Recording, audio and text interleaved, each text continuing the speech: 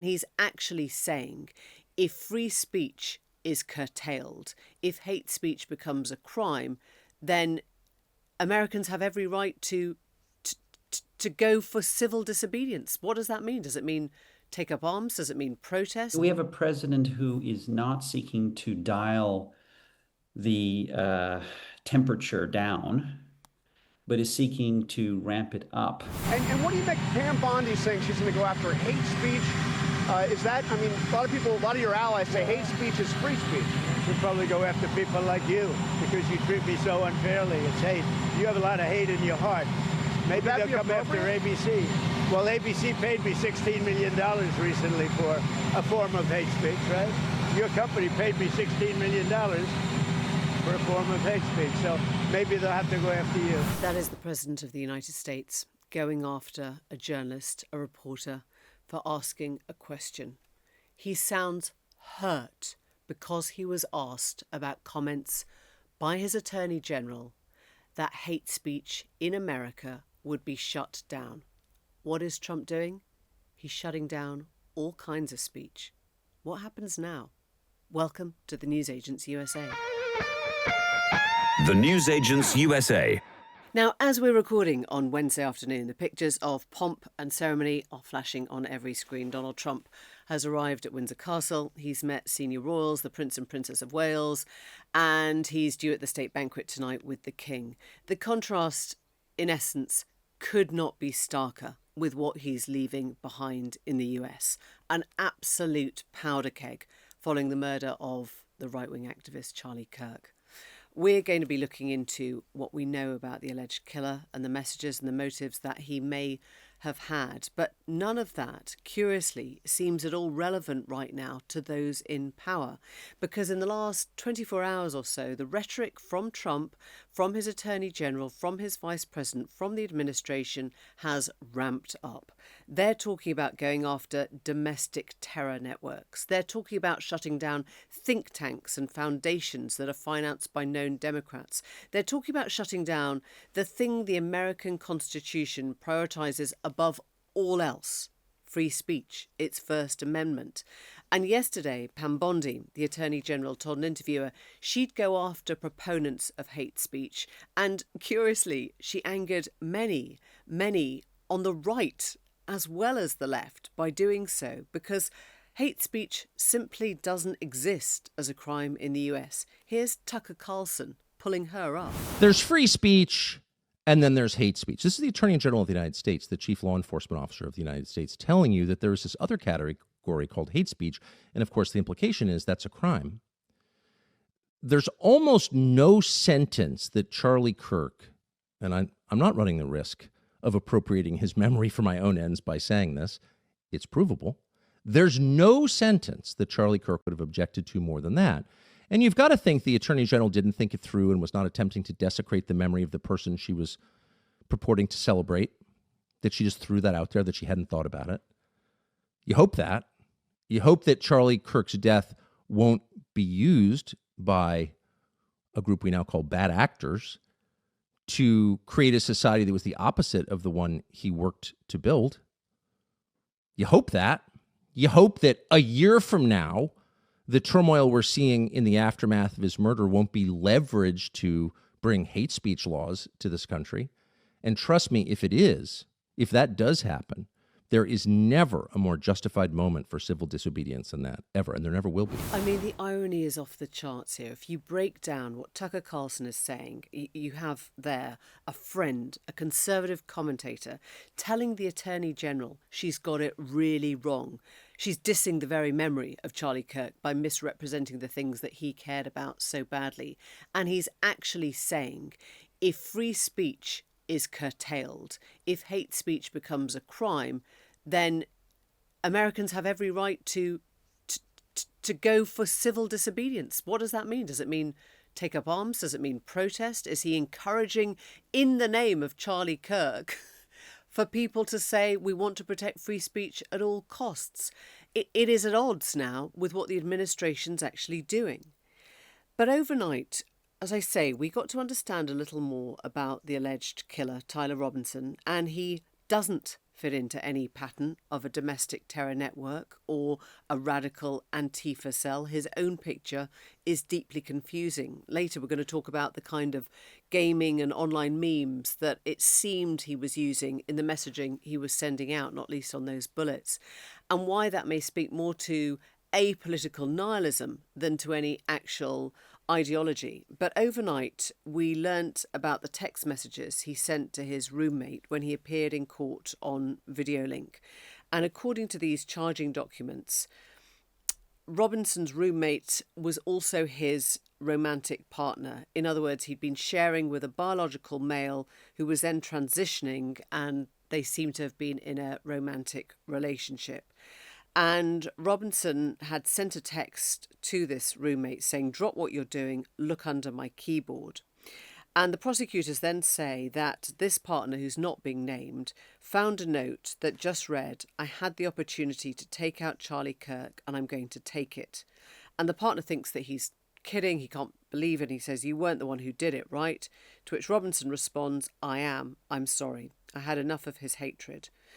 And this is Robinson referring to Kirk, who'd been speaking about mass shootings carried out by transgender attackers just before he was shot and killed. He said, "Some hate can't be negotiated out."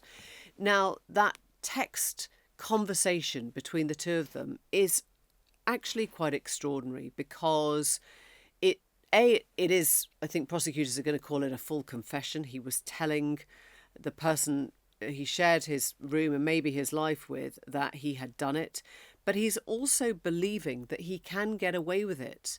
And his biggest worry is trying to get the rifle back to his dad. He's very, very worried that the rifle that he used that belongs to his grandfather will be seen to be missing. So the whole text exchange is about, how can I get away? I've changed my clothes, but I need to get the rifle back before my old man's missing it. And he does basically say that he is driven to this by hatred.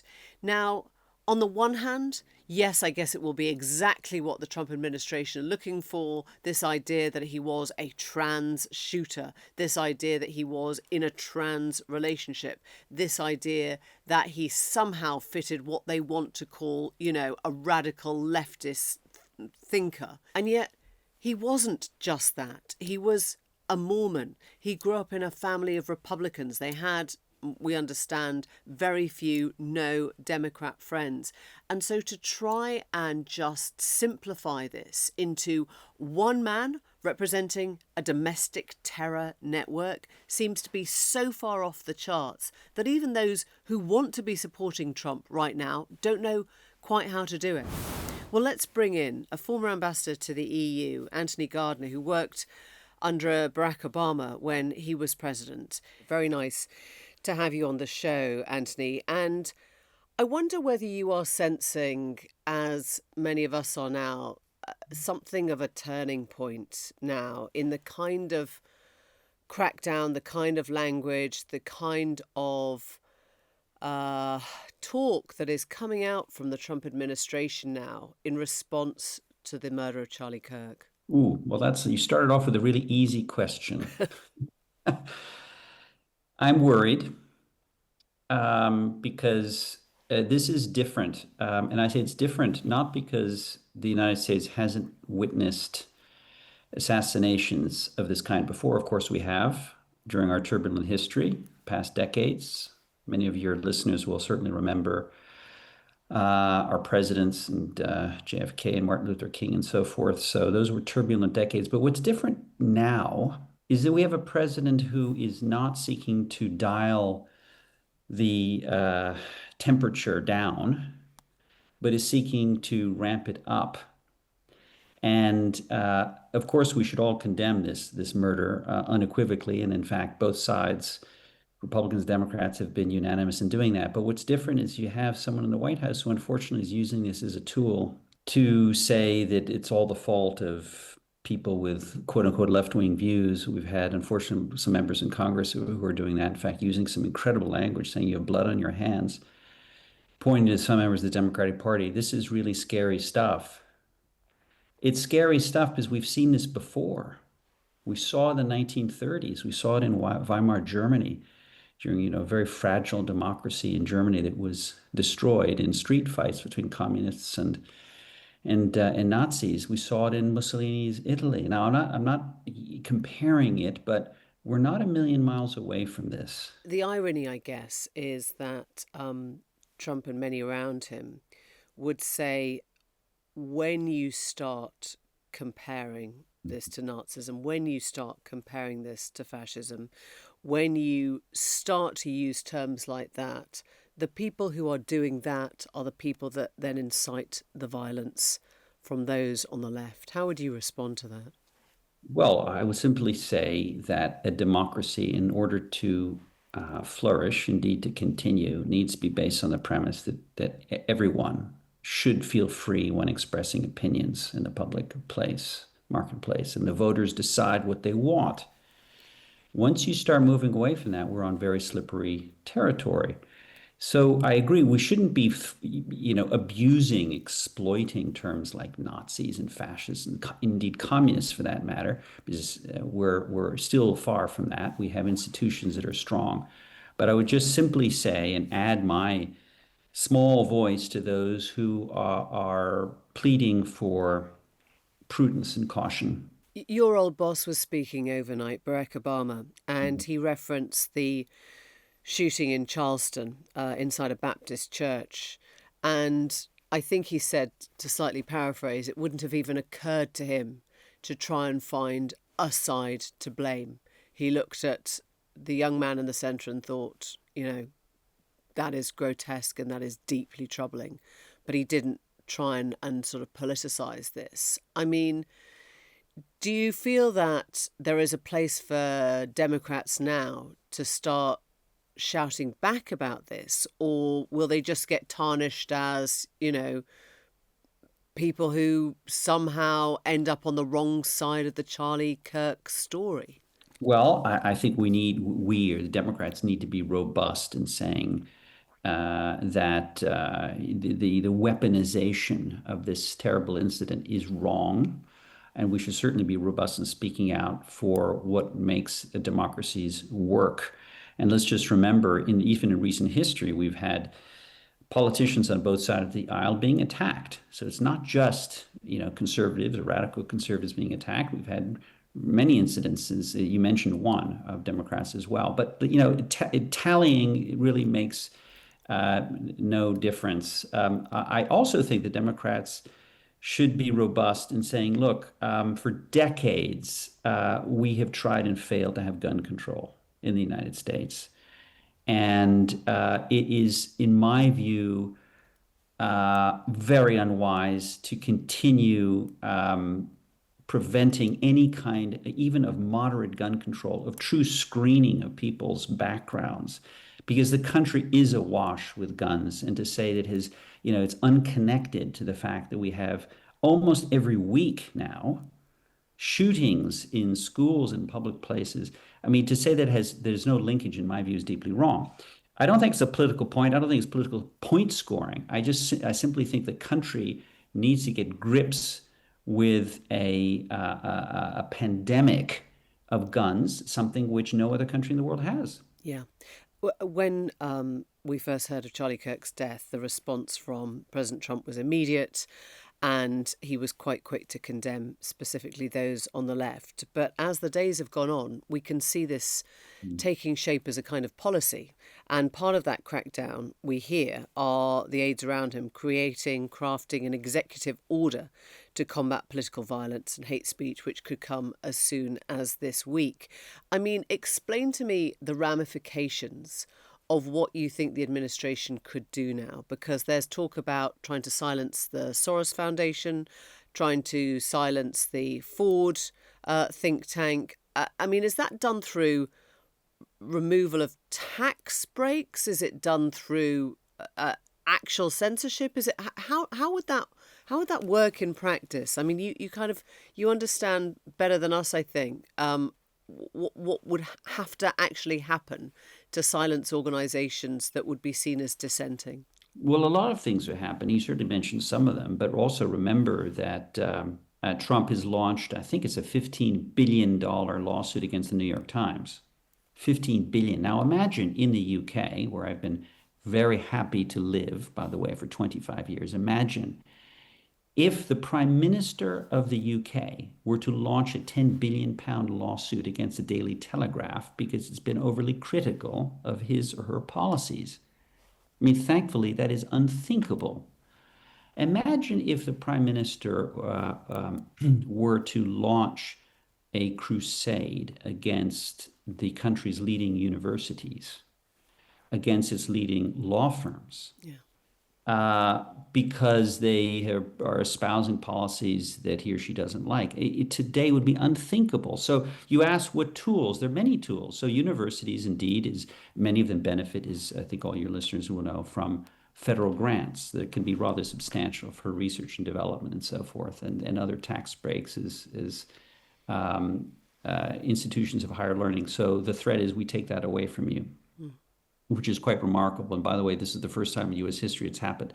And for people who are saying, "Oh, I'm making partisan point," not at all. I mean, no president in history, Republican or Democratic, would have done these things. None in the past. So tax breaks and grants are one of them, but it's the use of lawsuits to intimidate.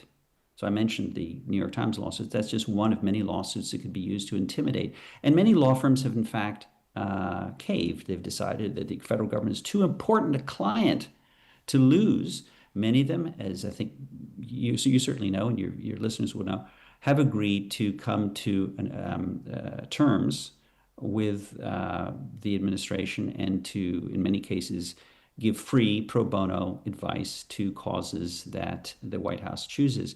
That's a slippery road. Where does it leave the whole argument that Trump and those around him are purporting to defend free speech? I mean, clearly there is no defence of free speech. Pam Bondi, the Attorney General, said yesterday she wanted to shut down hate speech. The one person who advocated incredibly strongly for hate speech during his life was Charlie Kirk. Ironically, many on both left and right defend America's First Amendment to be able to say what you want. Is this going to actually upset not just those on the left who feel, targeted and maybe persecuted, but those on the right for whom it comes as a real kind of moment? Well, it's kind of funny, Well, funny, sad and funny at the same time. When I hear Nigel Farage testifying in Congress that the UK is like North Korea. Yeah. I mean, not protecting free speech. I mean, please. He was saying those words in the United States at a very delicate time where we're cracking down on speech where the current government doesn't agree with. Now, free speech is there not just to protect the speech I like, obviously. The rights of free speech, which were won at great cost, is there to protect all speech, including speech I don't like. In fact, particularly speech I don't like. This is the point. I think a lot of people in the United States, unfortunately, are interpreting free speech as something that defends just what I want to say. And again, this is unprecedented in U.S. history. The Wall Street Journal is reporting today that former President Biden is having trouble, even on the kind of speaking circuit, out of office because nobody wants to hire somebody who might upset Trump. Now, our listeners, our viewers can make up their own mind whether they feel sorry for Joe Biden in his sort of, post-presidential career. But it does seem to speak to a climate of fear, of terror, really, that a former president can't get speaking gigs? That is true. And it's part of a general atmosphere, which is why I am concerned. I think many of your listeners will have seen that extraordinary dinner at the White House with top business leaders who were lavishing praise on Trump, which is fine. But we've seen so many cases of this that is pretty close to what one would imagine a North Korean meeting with the supreme leader, where everyone is tripping over themselves to say that the supreme leader is brilliant and all-knowing and omniscient and so forth. I mean, this is not what the United States is supposed to be. Fine to have good relations with the White House, but when one is cowed into not saying a word of criticism against the White House, including the press, by the way, again, we are on different territory. And I don't think I'm saying anything partisan here. I just think that we need to, many of us, including in the business world, need to be outspoken. Some are, by the way, just to be clear. I mean, Jamie Dimon has now spoken out, who's a head of JP Morgan, a very well-known, respected business figure. He is beginning to say that, look, prosperity in the United States was built in large part on the strength of our institutions. And for those who care about prosperity and building businesses and even becoming wealthy, we should remember the strength of our institutions and checks and balances matter. Ray Dalio, another very well-known figure in the United States, perhaps one of the greatest investors we've had in decades, has also been rather direct in saying, beware of what happens to our checks and balances and the strength of our institutions for the same reason. I mean, I'm thinking of President Obama, who made those comments last night. We can't certainly find them on camera or any sort of audio of them. Would you be calling on him to be slightly more direct, to take on, the sort of the fight for the opposition right now and speak out and be a bit more loud about this now? It's very tough on him. He's my former boss. I can understand it's a quandary. Look, because we have a tradition, which I think is a good tradition, of having one president at a time. It's not a great idea to have multiple presidents at the same time, or at least several people speaking out at the same time, a sitting president and those who are former presidents. I mean, Trump, perhaps, he violated that principle, but it's a pretty good principle. Once you leave office, you should be extremely cautious in what you say. However, I agree with your premise that we are now living in pretty unprecedented times where the U.S. Constitution is at stake. So should we ask and expect Obama to be more vocal? I think he probably does need to be. He is speaking out. I would like to see George Bush Jr. speaking out as well, even Bill Clinton. The trouble, again, though, is that each of those people has to come to an analysis as to whether speaking out will be counterproductive. And just to finish, Anthony, we're watching pictures just as we record of President Trump. He's now met the Prince and Princess of Wales. He's arrived at Windsor Castle. There is something quite sort of mind-boggling about this. There's the panoply and the ceremony, and we understand the importance of this visit to Trump, and he loves feeling welcomed and embraced by the royal family in particular. But I guess there are questions hanging over really how seriously our government has to take somebody who is so whimsical and so arbitrary and yet so authoritarian in his every move. Look, my sympathies, I think, are pretty clear from what I've said. However, this trip is not just about a person. It's about a relationship, is what I would say. It's about two countries that have deep historic bonds and will almost certainly continue to do that. So that trip is about paying tribute also to the United States. And I think that this is important. And some things are being announced during this trip, apparently, that are quite important. For example, artificial intelligence. The announcements have been made by large financial groups to invest in the UK, which is great news. I welcome that. The more we can do together on technology and on raw materials and ensuring that we both have access to these critical raw materials for our future is fantastic. Supply chain resilience, fantastic. So your question was about the individual. I say, look, it's more than just about the individual. It's about a relationship. That's the way people should look at it. Ambassador Gardner, thank you very much indeed. Thanks for joining us. Thank you. In a moment, we're going to be trying to decipher some of the language that was found on those bullet casings that take us deep into the internet, deep into an online world of gaming and memes, and whether it gives us any real understanding of a political ideology at the heart of what the killer was thinking. Well, it's worth digging into a little bit more of what we think was behind some of the messaging or the messages that Tyler Robinson was sending out. Stan Aaron is an independent journalist on YouTube with Barely Informed. He covers the modern far right in Europe and North America. And I think what has been curious, Stan, is that people have tried to frame this as a right or left debate. You know, was he a radical left, or was he somebody even further to the right of Charlie Kirk? And your sense would be that we're kind of missing the point in doing that. It's been amid this horrible situation and the gruesome videos circulating online and all of that, it's been a very unfortunate source of grim comedy to see politicians,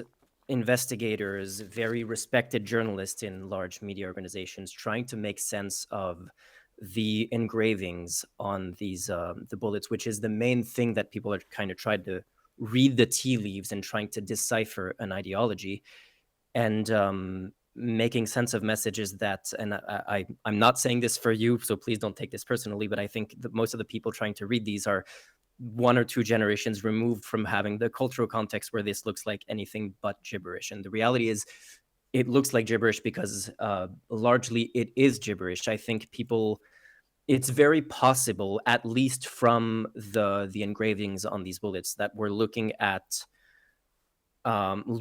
for a coherent political ideology when there might not be one whatsoever.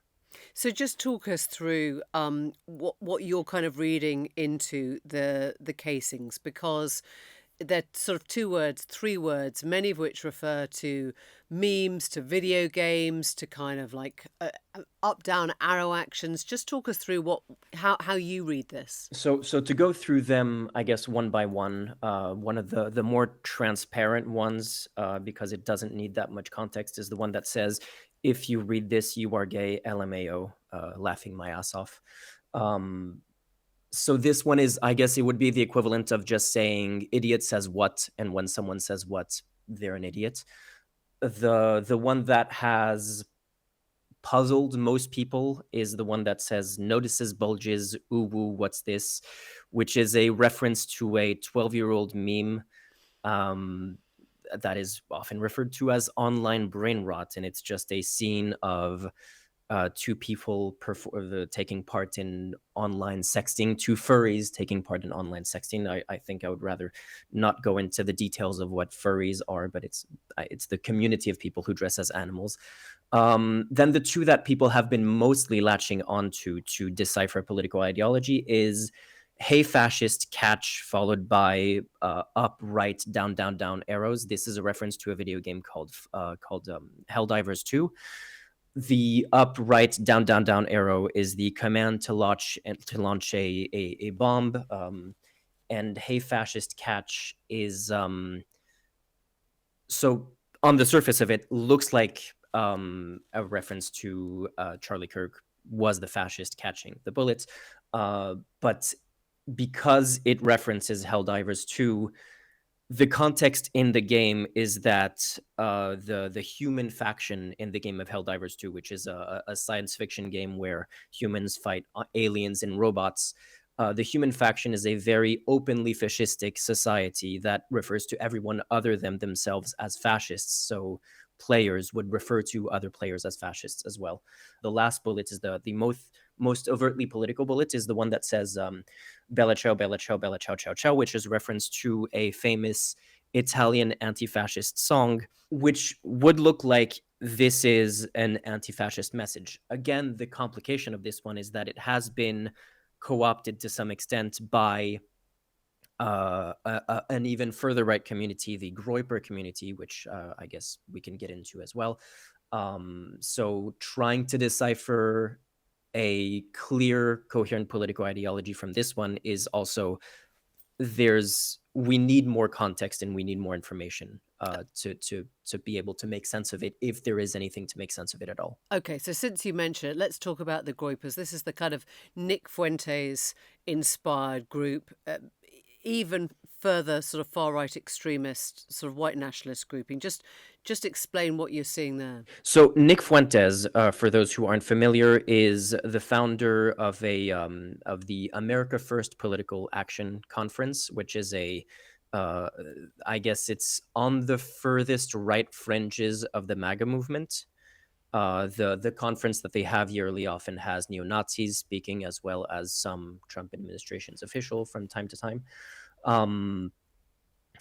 Their community is called the Groypers. Nick Fuentes was also the main advisor of Kanye West when he was having this extremely bizarre pro-Hitler media tour and political campaign a couple of years ago.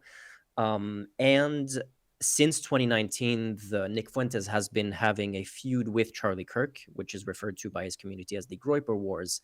And as recently as a few days before the shooting, Nick Fuentes was saying that Charlie Kirk should be confronted by people from his community at every single public event he was holding, which is what some people have been pointing to as evidence that perhaps the shooter may have been part of the Groyper community.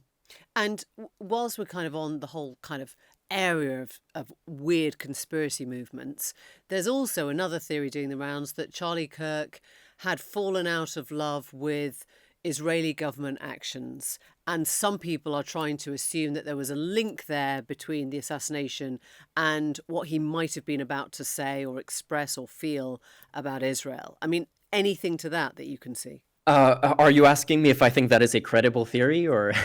Well, I guess I'm asking if any of these pieces kind of make sense within that theory. One thing that is undeniable is that within minutes of the shooting, everyone was trying to find their favorite culprit before the blood was even dry, to be honest. So, of course, the Trump administration and the MAGA movement immediately called it the actions of the radical left. Other people have been pointing to this feud between Charlie Kirk and Nick Fuentes. Other people have been saying that this was an assassination by the Trump administration to distract from the Epstein files. Everyone has their pet topic that they want to make this about. And yes, people who there are some people who have been trying to make this about Israel, because these days, for reasons that can be considered valid or not, everything is somewhat about Israel. So people have been latching on to years-old tweets of allegedly friends of Charlie Kirk saying that he feared that he might be targeted by Israel if he turned against them. These are tweets that are just second or third hand stories. I think at the end of the day, the main thing here is that people have been trying to point to the culprit that they want to see in this whole situation. So, I mean, once you step back from the casings and the memes and the kind of words that were inscribed, I mean, are you any closer, genuinely, to understanding what was behind the killing of Charlie Kirk? I mean, does any of that make more sense to you from understanding the bullet casings or not at all? I'm not sure there is something to understand. It's possible that eventually we will find out a real reason, but I think we have to be prepared for the possibility that there is no coherent reason behind this. I think the word of the day is posting, pardon my French, which is the online practice of posting incoherent, meaningless messages to kind of hijack a conversation with offensive memes and whatever, and try to get the biggest reaction out of that. So it's a kind of attention seeking, but it leads nowhere, right? Exactly. And I think this is usually what we expect in political violence, going back to at least the Unabomber with the manifesto that went along with those those terrorist attacks. We expect political violence to have an ideology behind it, but very often when we see what we see, especially in the case of school shootings, which technically this is a school shooting, is attention seeking. It's people who want to become famous, oftentimes in their death.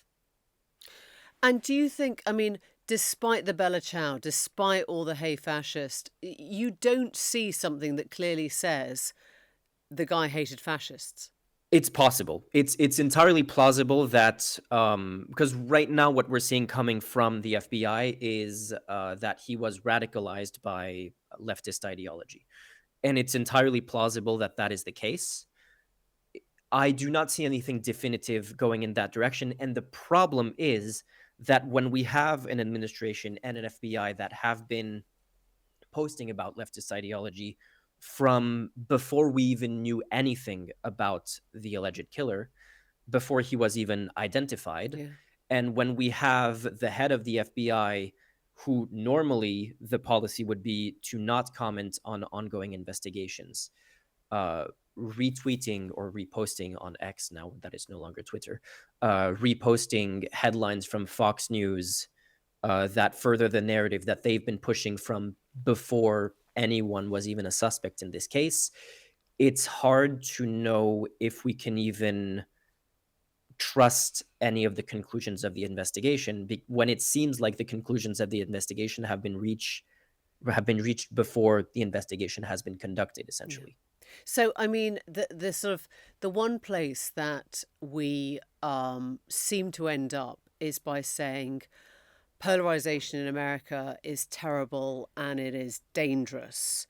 But actually, what you're saying doesn't even necessarily help us with that. I mean, it doesn't suggest that if there was less polarization even, then we would have not seen the killing of Charlie Kirk, does it? Not necessarily. I think just look at the first attempted assassination of Donald Trump in 2024, which was a shooter who apparently, according to the investigation, had researched political events by politicians from both parties. Yeah.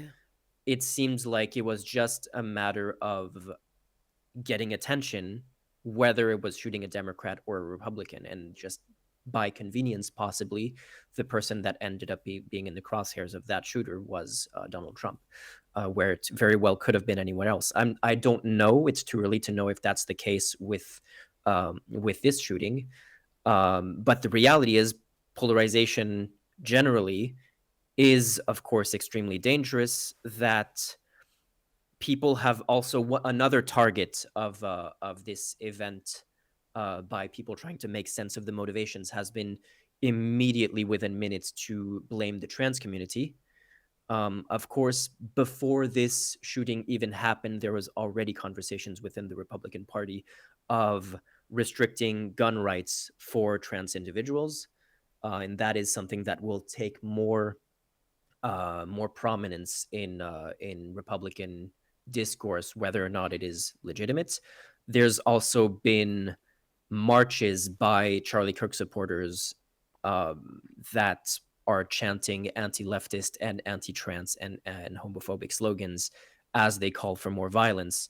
So definitely political polarization as the fallout of this event is something to be worried about. But again, in terms of assessing the impact of polarization as the reason for this event, it's hard to tell, and it's unclear whether that has anything to do with it. Stan Aaron, thank you so much. Thank you. Before we go, something that we're going to be keeping a keen eye on in the coming week is what happens to Democrats in the House, in Congress, who have the chance to shut down government if they fail to support the bill that the House Republicans are pushing through. So House Republicans are planning to try to extend government funding, but it is only in certain areas, the areas that appeal more to Republicans and not to the Democrats. And one of the places that won't be extended is healthcare priorities such as the extension of affordable care, insurance subsidies, which will expire at the end of the year. Why is this a big problem for the Democrats? Because the Democrats do not want to be the ones that are just arbitrarily jamming up government. They do not want to be the ones that get blamed when government stops working. But neither do they want to be the party that essentially backs a spending project and a series of policies that they fundamentally believe is dangerous to America. And right now, things are so bad, so polarised and so toxic between the two sides, the Democrats have to decide, I guess, whether they think that by backing the Republicans, they are actually endorsing some of Trump's most dangerous policies and spending plans. And that is a major headache coming at the Democratic Party next week. We'll see you then. John will be back next week. Bye for now. The Newsagents USA.